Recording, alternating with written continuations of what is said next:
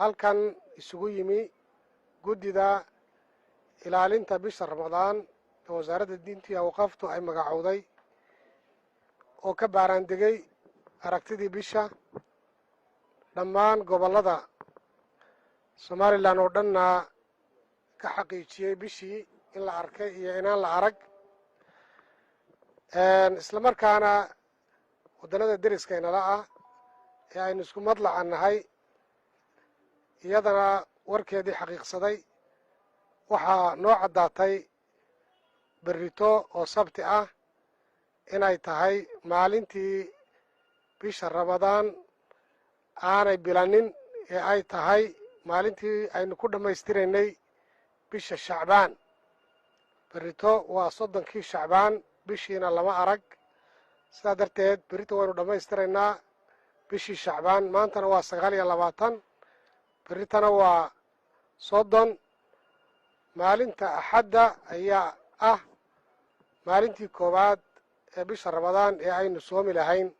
ilaahayna waxaan ka baryayaa subxaanahu wa tacaala inuu inagu gaadhsiiyo dhammaanteen nabadgelyo iyo caafimaad. ilaahayna subxaanahu wa tacaala cibaadadeeda iyo makfirada allah inoo furo oo aynu kulligeen aynu innaga oo mid ah ilaahayna karsiiyo qiyaamkeeda iyo taraawiixda iyo soomka iyo ictikaafka iyo dhammaan cibaadaadka kale ee ay bisha Ramadaan la gaar tahay. waa mahadsantihiin.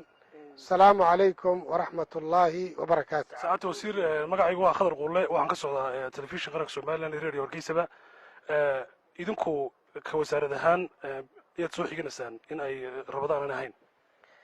waxaanu soo xiganaynaa bisha Ramadaan. nabigu calayhi salaatu wassalaam wuxuu yidhi suumuu liru'yatihi wa aftiruu liru'yatihi. aragti ku sooma, aragtina ku afura.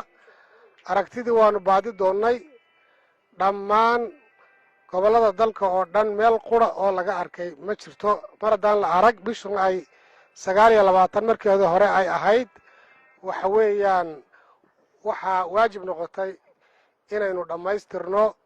sidaa awgeed berri oo sabti ah waa maalintii 30aad ee bisha Shacbaan. sidaas ayaa aynu bishii ku dhammaystiraynaa. insha allahuna sabti Axadda ayaynu hadal ka dhigo aynu soomi doonaa. waa Khadar Maxamed Maxamuud Khadar Qulle, telefishinka qaranka Somaliland, magaalada Hargeysa.